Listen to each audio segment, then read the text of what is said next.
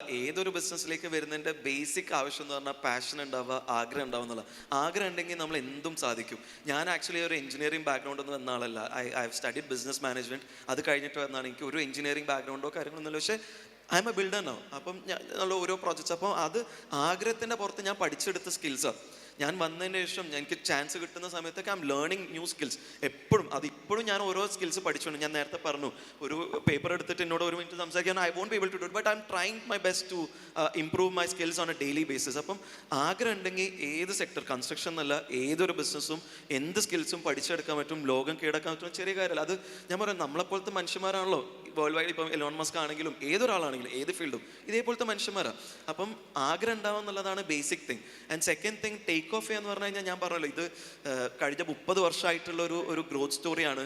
എല്ലാ പ്രാവശ്യം നമുക്ക് ഇതിനൊരു എന്താ പറയുക, ഒരു ബെഞ്ച് മാർക്ക് ഇല്ലല്ലോ. അപ്പം ഇന്നും we are not happy with we are. നാളെ ഞാൻ പറഞ്ഞല്ലോ വി നോട്ട് ഹാപ്പി. അത് എന്നാണോ നമ്മൾ ഹാപ്പി ആവുന്നത് അന്ന് ഗ്രൂപ്പ് കഴിഞ്ഞു. ഹൈലൈറ്റിൻ്റെ ലാസ്റ്റ് അതായിരിക്കും. കാരണം നമുക്ക് എപ്പോഴും ആഗ്രഹം ഉണ്ടാവുന്നല്ല. ഇന്ന് നമ്മൾ ഇവിടെ എത്തിക്കഴിഞ്ഞാൽ നാളെ നമുക്ക് ഇവിടെ എത്തണം എന്നുള്ള ഒരു ആഗ്രഹം എപ്പോഴും ഉണ്ടെങ്കിൽ മാത്രമേ നമുക്ക് ഗ്രോത്ത് ഉണ്ടാവുള്ളൂ. That is what is growth, no? അപ്പം അതായിരിക്കണം എപ്പോഴും നമുക്ക് വേണ്ടത്.